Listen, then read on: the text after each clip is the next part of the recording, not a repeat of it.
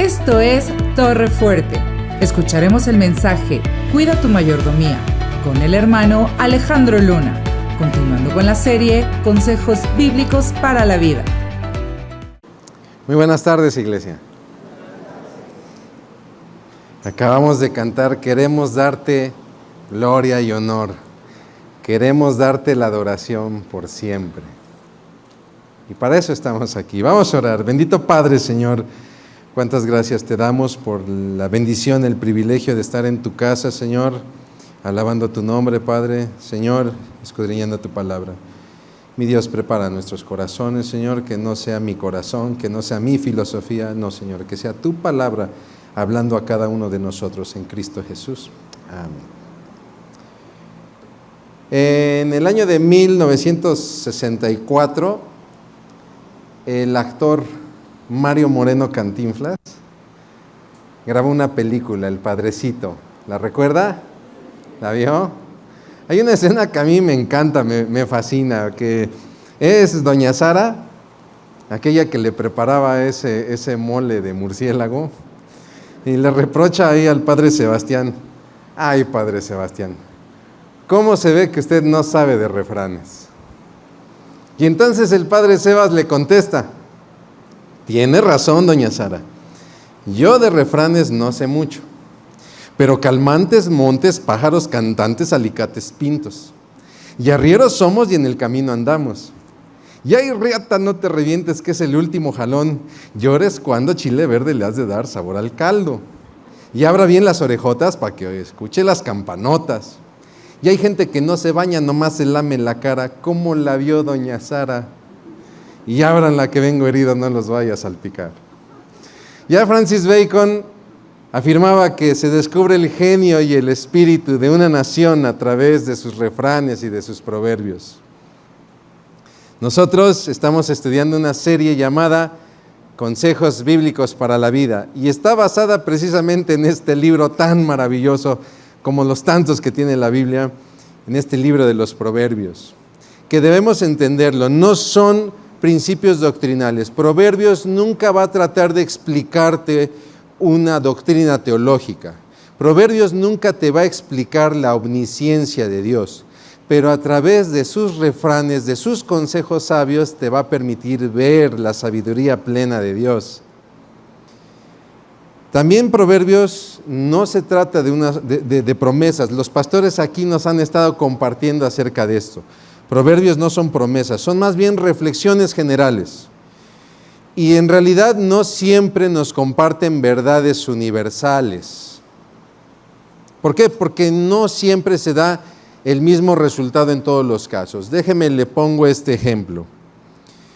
Proverbios habla acerca del generoso y nos dice que el generoso llega a tener más, pero el que es tacaño pierde. Hasta lo que tiene lo pierde.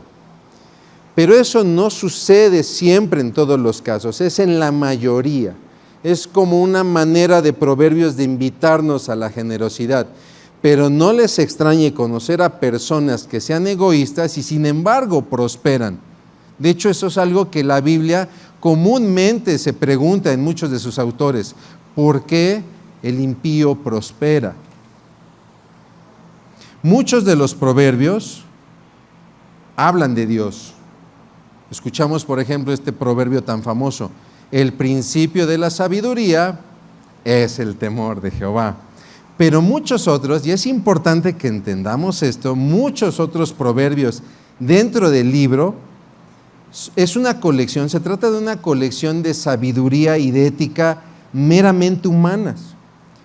Es decir, no tienen este origen divino como sucede con la ley o con la profecía. Sin embargo, aunque su naturaleza es meramente humana, son muy valiosos, no tienen desperdicio. Y Proverbios, cuando usted abre el libro de Proverbios, va a ver ahí en el título, los Proverbios del rey Salomón, lo que nos llevaría a pensar que entonces todos los proverbios son autoría del rey Salomón, pero no es así, porque muchos de ellos son más bien la recopilación de proverbios de otros sabios. Y cuando nosotros pensamos en otros sabios, quizá podemos pensar que otros sabios de Israel. No, muchos de ellos son de sabios extranjeros. De hecho, el libro En sus 31 capítulos termina el capítulo 30 con los proverbios del rey Agur y el capítulo 31 con los proverbios del rey Lemuel. Este famoso pasaje, por ejemplo, que habla del elogio a la mujer virtuosa, ¿quién la hallará? Porque su sobreestima sobrepuja la de las demás, etc. Esas son palabras de un rey extranjero, Lemuel. Y tanto de Agur como de Lemuel no tenemos realmente muchos datos, pero nos han regalado proverbios maravillosos. Hoy vamos a estudiar consejos del libro de Proverbios acerca de cómo cuidar nuestra mayordomía. El tema de hoy es cómo Proverbios nos aconseja cuidar nuestra mayordomía. Y para esto primero tenemos que entender, mis hermanos, qué es la mayordomía. Porque cuando escuchamos la palabra mayordomo, lo primero que nos viene a la mente es un tipo vestido de frac, de smoking, así como pingüino parado con su servilleta y sus guantes, con unos modales muy elegantes, ¿no? Casi así como Alfred junto a Batman o Niles junto al señor Sheffield. Y cuando escuchamos que el predicador va a hablar acerca de mayordomía, hoy voy a hablar acerca de mayordomía, lo primero que pensamos es, nos va a pedir dinero, va a hablar acerca de la ofrenda, del diezmo, etc., ¿no? Pero nosotros vamos a estudiar qué dijo Jesús acerca de la mayordomía. Y cuando Jesús ministró acerca de la mayordomía, mi hermano, mi hermana, Él habló de algo más que un servicio elegante o de dinero. Analizaremos aquellas enseñanzas con las cuales Jesús ministró a sus discípulos acerca de mayordomía. Y entonces de esta manera podremos entender los consejos que nos comparte Proverbios. Primero que nada tenemos que entender que en la Biblia la figura del mayordomo no es un simple esclavo, no es un simple siervo. Un mayordomo es un hombre que representa a su amo y lo representa a través de la administración de todos sus bienes, todos, su hogar, su trabajo, sus ganados, todo. Le pongo ejemplos. Eliezer es el mayordomo de Abraham y este se encargaba de todos los bienes de Abraham. Y no solamente eso, sino que va a llevar tareas importantes como por ejemplo conseguir la esposa para su hijo Isaac. El otro es José, este hijo de Jacob que es vendido por sus hermanos, que llega a Egipto y que llega a casa de Potifar. Y no solamente se vuelve el mayordomo de Potifar, se vuelve su asistente personal. Y dice la palabra que estaba a cargo de toda su casa y de todos sus bienes. Tanto así que Potifar solamente se preocupaba de lo que tenía que comer. ¿Se imagina? No tener que preocuparnos, por ejemplo, de cómo va el negocio. Si usted tiene un negocio, que usted tuviera un mayordomo que ya compró los insumos, que ya pagó la nómina, que ya hasta hizo el aseo del negocio, ¿no? ¿O qué me dice usted de la casa? Ahorita muchos están pensando, hay que llegar a atender las camas, nos salimos tarde por ir a la iglesia o qué sé yo, ¿no? Y todavía tengo que llegar a hacer la comida y no se me ocurre qué hacer de comer. ¿Se imagina que tuviese un mayordomo que cuando usted llegue la casa esté completamente aseada y ya está la comida y a la mesa todos los días? Y usted simplemente se tiene que preocupar por qué va a comer en ese momento. Es más, ya hasta tiene lista la esposa para su hijo.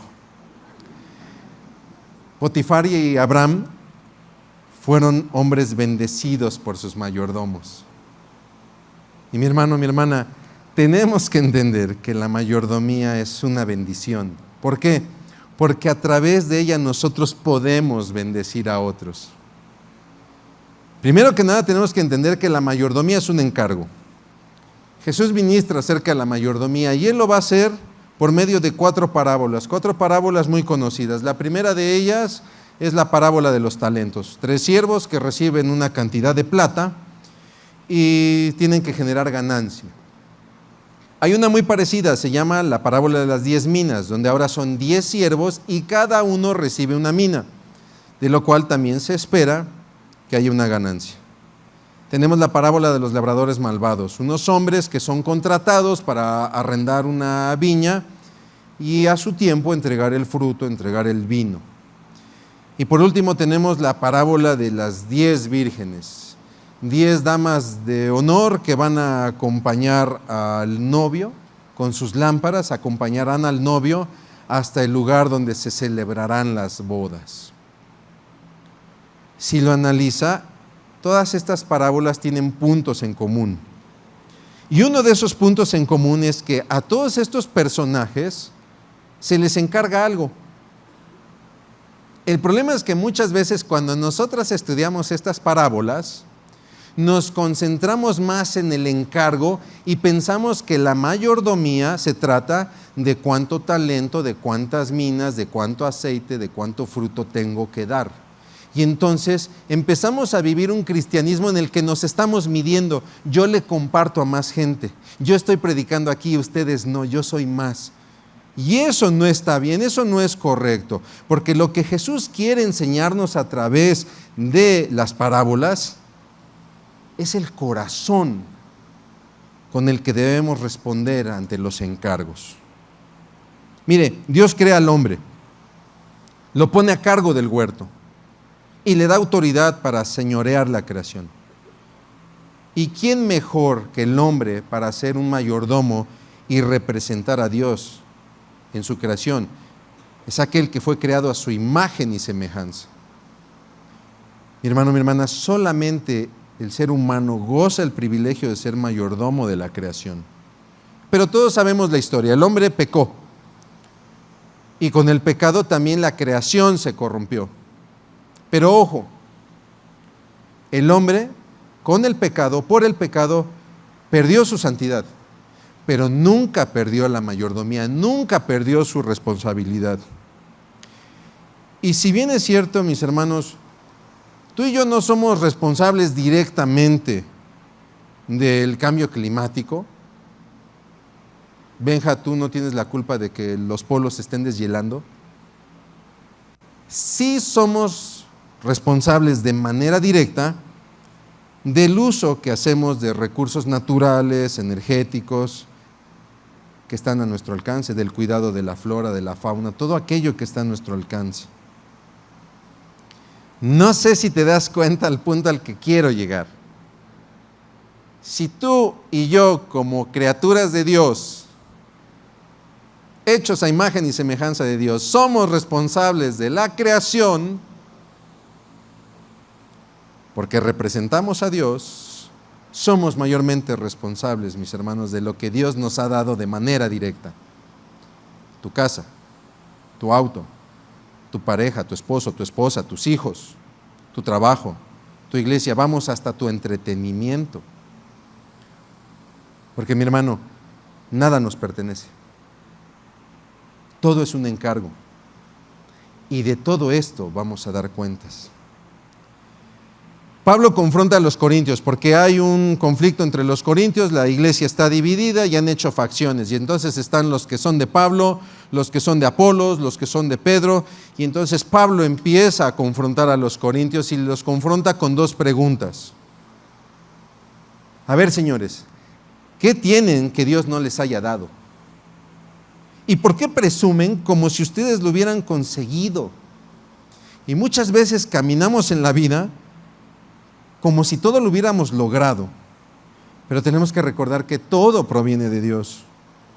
Entonces, mi hermano, mi hermana, la mayordomía no es una opción. Yo no te vengo a presentar aquí algo que podamos elegir. Todos somos mayordomos, y no por ser cristianos, aclaro. Somos mayordomos simplemente porque hemos sido creados por Dios. Y ojo, no vamos aquí a decirte que la mayordomía está en razón de la cantidad que ofrendas a la iglesia. Y a ver, mi hermano, en este momento mete tu mano en el bolsillo y el billete que saques reflejará tu santidad. No, mi hermanos, eso no es bíblico. Eso es contrario a la palabra de Dios. Tampoco te vamos a decir que como nada te pertenece y todo es de Dios, entonces ahora todo se lo tienes que devolver a Dios. Y adivina qué, el centro de acopio es la iglesia. No, porque eso también es contrario a la palabra de Dios. Porque si lo hacemos sería regresar otra vez a centrar nuestra atención en los talentos, en las minas, en el aceite, en el vino. Y olvidamos lo más importante, que es el corazón comprometido. Mira, en el Antiguo Testamento No se trataba de ofrecer la ofrenda por el simple acto de ofrecer ofrenda. Nosotros cuando vemos en el Antiguo Testamento las ofrendas, nos habla de ofrendas de gratitud, ofrendas de paz, ofrendas de consagración, ofrendas de comunión, ofrendas de expiación. No se trata de la ofrenda por la ofrenda sola. Lo que busca Dios es el corazón del ofrendante, y Él esperaba corazones agradecidos, corazones apacibles, corazones comprometidos, corazones rendidos a Dios, corazones capaces de perdonar, corazones capaces de amar. Iglesia Torrefuerte, en verdad valoramos y agradecemos en gran manera sus diezmos y ofrendas. Han sido de mucha bendición. A través de sus diezmos, de sus ofrendas, la iglesia se sostiene y sostiene proyectos muy importantes. Pero no lo olvides, iglesia, que lo que más nos importa es tu corazón, que tu corazón esté rendido a Dios, ejerciendo una correcta mayordomía. Y no estoy diciendo que ahora todos tienen que ser pastores. Lo que estamos diciendo aquí es que todos nosotros tenemos que estar ejerciendo una correcta mayordomía con nuestro esposo, con nuestra esposa, con nuestros hijos, en nuestro trabajo, en la adversidad, en los momentos de gozo. ¿Por qué? Porque lo hacemos para Dios. Y tenemos que estar conscientes que cuando lo hacemos para Dios, esto parte de nuestro corazón. Y por eso es que es importante el corazón. Y es ahí donde Proverbios comienza a aconsejarnos. Dice Proverbios 21:17, los que aman el placer se vuelven pobres, los que aman el vino y el lujo nunca llegarán a ser ricos. Y entonces nosotros inmediatamente escuchamos este pasaje y pensamos en los bienes materiales. Sí, es cierto, si malgastas te quedas pobre. Pero Proverbios quiere ir más lejos. Entendiendo que la vida es un encargo, Proverbios lo que nos está diciendo es: no te puedes dar el lujo de atender los placeres de esta vida porque te van a producir pobreza, no solamente material, sino espiritual. Y gastar en vicios no solamente te va a producir una pobreza material, te va a desgastar espiritualmente. Mis hermanos, tenemos que entender que la mayordomía es una responsabilidad. Y este es un tema difícil porque hoy en día ya nadie se quiere responsabilizar, ya nadie se quiere comprometer. Pero tenemos que entender que la mayordomía es un encargo y que el valor de ese encargo es mayor, sobre todo cuando el amo está ausente. Y ojo con esto, porque en todas las parábolas que acabamos de mencionar, el amo está ausente. Ese es otro punto común. En la parábola de los talentos, un hombre se fue lejos. En la parábola de las 10 minas, un noble fue a recibir un reino. En la parábola de los labradores malvados, el amo se mudó a otro país. En la parábola de las 10 vírgenes, el novio está retrasado. Si bien es cierto que nosotros declaramos que Dios está presente en su iglesia, tenemos que entender algo y tenemos que estar conscientes de algo, mis hermanos, que estamos viviendo en una etapa que se llama la etapa entre el ya y el aún no. Te pongo ejemplos. Ya Satanás está derrotado, lo derrotó Jesús en la cruz, pero aún no vemos su derrota. Tú y yo ya gozamos de vida eterna, pero aún no vivimos eternamente. Y si bien es cierto que ya Cristo venció el mal, Él aún no ha regresado a reinar. Y es en ese aún no ha regresado donde tú y yo estamos ejerciendo nuestra mayordomía en la ausencia de nuestro Señor. Esa es la esencia de las parábolas. Un amo que está ausente, pero ¿qué crees? Va a regresar. Y entonces tú y yo estamos encargados de una mayordomía en un mundo que no ama a Dios.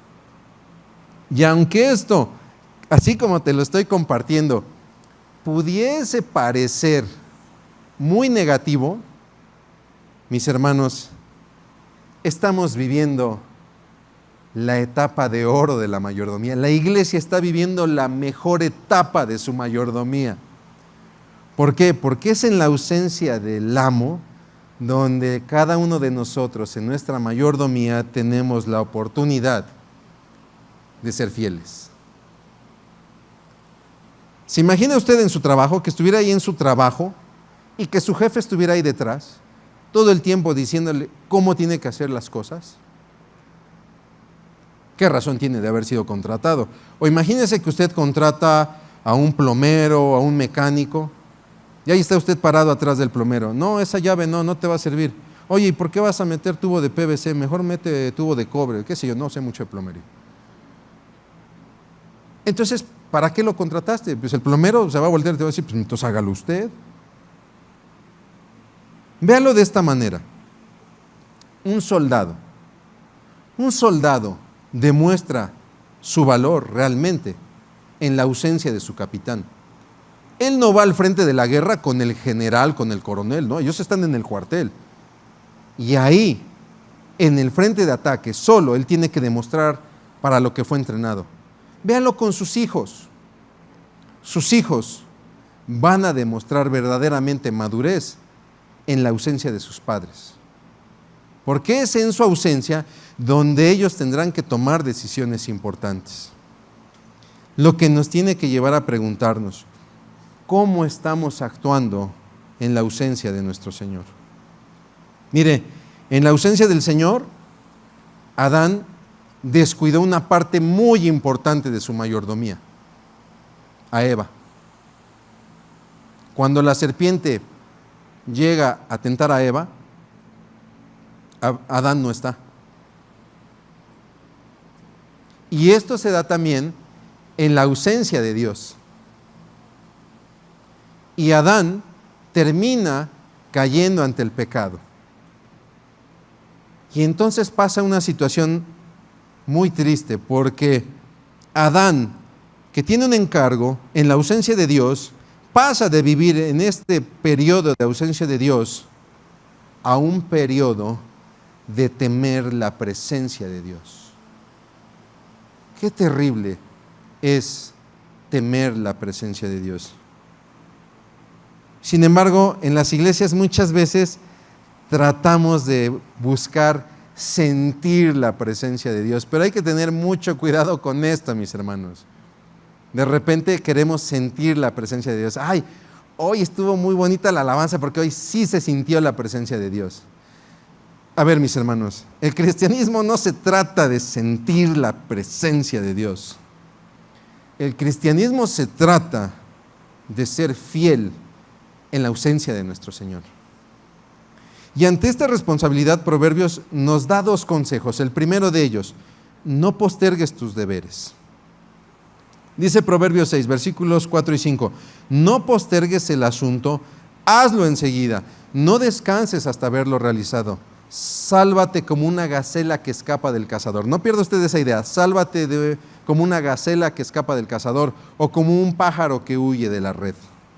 ¿Por qué? Porque Proverbios nos está advirtiendo que cuando postergamos las cosas, lo hacemos porque somos víctimas de nuestros deseos y nuestros deseos se vuelven como la red de un cazador que atrapa.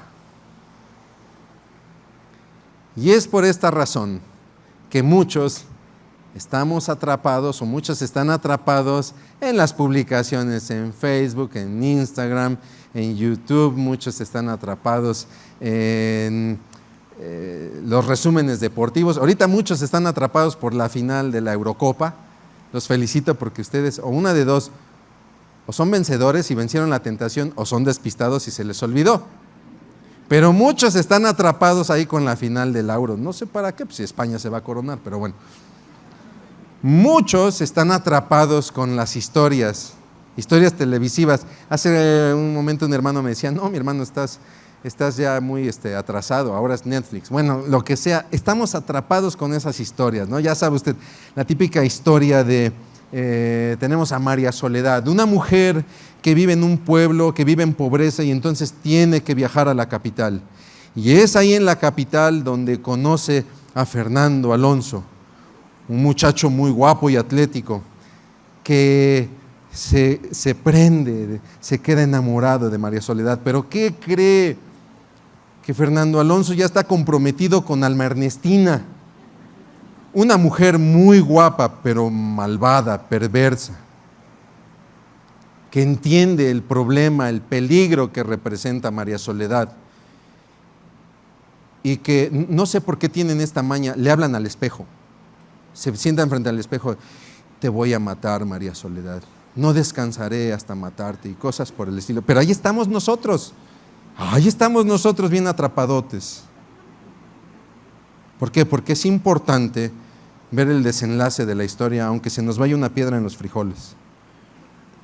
Y ahí está nuestra lectura bíblica, ahí están nuestras reuniones de oración, ahí está nuestro estudio, ahí están atrapados. Nuestra lectura bíblica está ahí esperándonos. Ahora que acabe el maratón de Netflix, ahora que acabe La Casa de Papel, voy a continuar con mi lectura bíblica. Ya voy a acabar. Génesis, que empecé hace 2 años. Ya mero. Mis hermanos, la mejor manera de escapar ante estas situaciones es actuando de inmediato. Ese es el consejo de Proverbios. El mejor momento es enseguida. ¿Por qué? Porque también cuando nosotros cumplimos con los deseos, pues esto nos trae ánimo. Dice Proverbios 13:12, la esperanza postergada aflige el corazón, pero un sueño cumplido es árbol de vida. El otro consejo que nos da Proverbios es a no ser perezosos. Dice Proverbios 6, versos 9 al 11, pero tú, holgazán, ¿hasta cuándo seguirás durmiendo? ¿Cuándo despertarás? Un rato más de sueño, una breve siesta, un pequeño descanso cruzado de brazos. Entonces la pobreza te asaltará como un bandido, la escasez te atacará como un ladrón armado. Y muchas veces leemos este proverbio y nuevamente pensamos en dinero. Está hablando del perezoso que no trabaja y no produce dinero.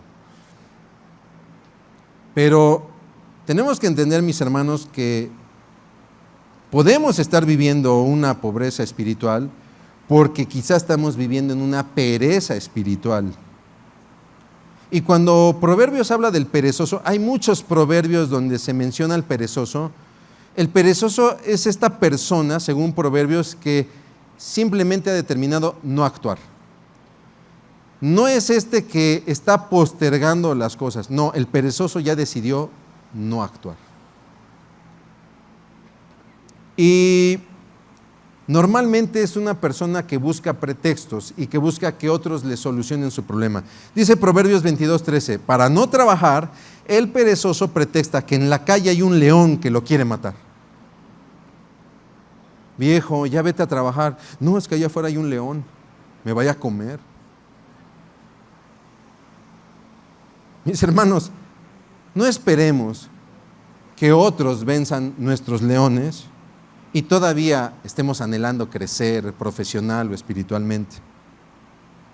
De repente pasa mucho esto con los pastores, ¿no? Pastor, ayúdeme con mi hijo rebelde que no me hace caso. Pastor, ayúdeme con mi enfermedad. Hermana, ¿y ya se atendió? Sí, tengo la medicina, pero no me la he tomado. O pastor, ayúdeme en el problema en mi trabajo. Problemas que muchas veces tú mismo te metes por necedad, por negligencia, etc. Pero para eso está el pastor. Para eso es pastor, ¿no? Aparte, él está más cerca de Dios. Y entonces no nos damos cuenta que en este argumento, inclusive, nosotros ya decidimos no acercarnos a Dios. Total, hay quien esté más cerca. Pero no, mis hermanos, Proverbios nos llama a despertar de todo letargo y a no ser presa de la pobreza. La mayordomía también es un riesgo. En las parábolas todos tenían algo que arriesgar. Las vírgenes podían quedarse sin aceite. Los siervos podían perder la inversión del talento, de la mina. De hecho, en las parábolas vemos a aquellos que no quisieron arriesgar. 5 vírgenes insensatas que no preparan suficiente aceite y que todavía esperan que las prudentes les resuelvan su problema. Regálenos un poco de aceite. Y entonces tratan de resolver la situación de último momento, salen a buscar el aceite de último momento, como los niños, ¿no? Domingo a las 10 de la noche. Por cierto, me pidieron una cartulina.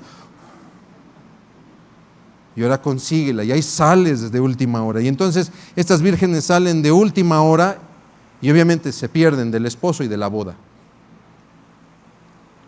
Vemos también siervos que deciden enterrar el talento, la mina, pensando que no arriesgaban y al final terminan perdiéndolo todo. Y vemos también a unos labradores que tratan de apoderarse de una viña para la cual habían sido contratados como arrendatarios y tratan de apoderarse de algo que ni siquiera construyeron. Si lo analizas, son historias de inversiones. Y no solamente nos demuestran la correcta o incorrecta inversión de sus personajes, nos muestra su corazón. 5 vírgenes insensatas que no preparan lo necesario frente a 5 vírgenes prudentes que consideraron inclusive, ya tenían previsto inclusive la tardanza del novio. Siervos que creían conocer a su amo, es que yo te conozco, que tú siembras donde no cosechas y cosechas donde no siembras, y por eso mejor enterré el talento. Y al final, lo único que demostraron fue ignorancia de su amo, frente a siervos que actuaron, que fructificaron. ¿Por qué? Porque conocían al amo. También tenemos estos labradores perversos que rechazaron al amo, al dueño de la viña, y no solamente eso, matan al hijo, pensando que se podían ya quedar con la viña, y no se dieron cuenta que rechazaron la piedra angular, y la viña será entregada a arrendatarios que sí paguen fruto a su tiempo. Es así que Proverbios nos enseña que la mayordomía requiere invertir para lograr fruto. Dice Proverbios 14:4, sin bueyes un establo se mantiene limpio, pero se necesita un buey fuerte para una gran cosecha. El mundo nos enseña cada vez a comprometernos menos. Mira, la vida es más fácil si eres soltero, si no tienes hijos, si no tienes tareas. Es esta filosofía Harmon Hall, ¿no? Sin tareas, sin exámenes escritos, sin reglas gramaticales. Yo no sé cómo podrías aprender un idioma sin todo eso. Espero que aquí nadie trabaje en Harmon Hall. Y entonces el mundo nos está enseñando que el placer es mejor que el compromiso, pero Proverbios, al contrario, nos enseña que una vida de placer sin compromiso es como un establo vacío, limpio, eso sí, pero inútil. Tener un animalito implica la necesidad de alimentarlo, de limpiar sus necesidades, y todo eso requiere esfuerzo. Pero como Proverbios nos dice, habrá cosecha. Y entonces el establo será verdaderamente un establo. Entonces, mi hermano, mi hermana, no podemos anhelar una vida espiritual de grandes cosechas si no estamos dispuestos a arriesgar para alimentar aquello que nos permitirá arar, sembrar y cosechar. Si no nos arriesgamos, si no nos esforzamos, haremos de nuestra vida espiritual un establo limpio, pero vacío. La vida, mis hermanos jóvenes sobre todo, muchachos, la vida es un tren de riesgos y cada vagón es una decisión difícil de la cual no nos podemos ocultar. Pero el cristiano necesita arriesgar. El que quiere salvar su vida la perderá, pero el que pierde su vida por causa de Cristo la ganará. La mayordomía, mis hermanos, es una manera de relacionarse con Dios. La mayordomía es un estilo de vida. Jesús lo ministró a través de una parábola, el hombre rico, el rico insensato. Un hombre que tiene un problema, ha acumulado mucho y ya no tiene dónde guardarlo. Y entonces se hace una pregunta, ¿qué haré? El problema no es la pregunta, el problema es dónde busca la respuesta. Dice, ya sé lo que haré, voy a destruir mis graneros, voy a construir otros más grandes, y ahí meteré todo, me acostaré y me dedicaré a descansar. Y entonces se vuelve una persona autosuficiente. Y mi hermano, autosuficiencia y idolatría son maneras de decirle a Dios, Dios, no te necesito, y es lo peor que podemos hacer.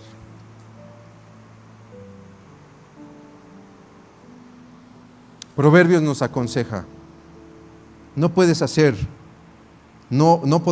dice, podemos hacer nuestros propios planes, pero la respuesta correcta viene del Señor. David lo entendió muy bien, él también tenía un gran proyecto, construir un templo. Pero la diferencia es que David sí consultó al Señor. ¿Y qué cree? Dios le dijo que no. Y la diferencia entre estos dos hombres ricos y poderosos es que el rico insensato sí también tenía mucho dinero, pero era pobre espiritualmente. La mayordomía nos enseña a buscar a Dios y a encontrar la respuesta al qué haré en Él. Y es así que Proverbios nos da 2 consejos. Número 1, caminar en integridad.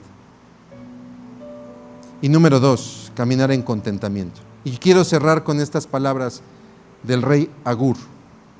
Tú puedes encontrar en la Escritura mucho más pasajes acerca de la mayordomía, pero quiero cerrar con estas palabras. Es capítulo 30 de Proverbios, versículos 7 al 9. Oh Dios, te ruego 2 favores, concédemelos antes de que muera. Primero, ayúdame a no mentir jamás, integridad. Y segundo, no me des pobreza ni riqueza, dame solo lo suficiente para satisfacer mis necesidades, contentamiento. Pues si me hago rico, podría negarte y decir, ¿quién es el Señor? Y si soy demasiado pobre, podría robar y así ofender tu santo nombre. Para concluir, mis hermanos, la mayordomía es una manera de adorar a Dios. Mira, cualquiera puede pretender ser un adorador verdadero, pero no cualquiera puede pretender ser un mayordomo verdadero. Cualquiera puede cerrar sus ojos, levantar sus manos y dar una imagen piadosa. Cualquiera puede estudiar un texto bíblico y recitarlo de memoria y asombrar a otros.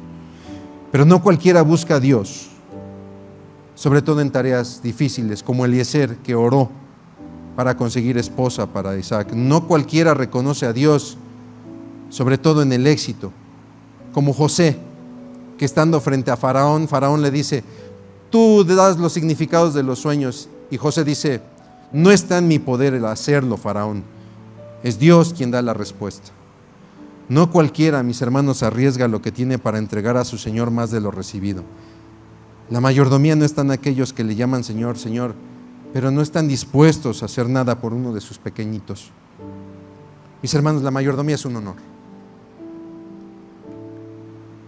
Y no te voy a invitar aquí a que vivas la mayordomía porque no es una opción, la tenemos que vivir. Pero sí te quiero invitar a que la vivas bíblicamente. ¿Te gustaría vivir la mayordomía con honor? ¿Qué te parece si nos ponemos de pie y oramos al Señor? Vamos a orar. Bendito Padre, amado Señor, te damos muchas gracias por el privilegio, por la bendición, Padre, de tener mayordomía, Señor, de ser mayordomos tuyos, de representarte, mi Dios, no solamente como criaturas hechas a tu imagen y semejanza, sino como hijos tuyos en Cristo Jesús. Padre, y queremos ser mayordomos fieles, queremos ser fieles en lo poco y fieles en lo mucho, en integridad, con responsabilidad, con compromiso, mi Señor. Padre, tú conoces cada área de nuestra vida, ninguna te es oculta, mi Dios. Padre, si en algún área hemos fallado en nuestra mayordomía, mi Señor, tenemos la plena convicción, Padre, de que podemos recurrir a ti y preguntarnos qué haré. Y sabemos que en ti hallaremos la respuesta. En el nombre precioso de Cristo Jesús. Amén. Gracias por escuchar este mensaje de la Palabra de Dios. Para más información acerca de Torre, llámanos al 2222 25 30 46 o escríbenos al correo info@torrefuerteib.org. Visita nuestra página web www.torrefuerteib.org. Te invitamos a seguirnos en nuestras redes: Facebook, IB Torrefuerte, Instagram, Twitter y Telegram, Torrefuerte IB. Dios te bendiga.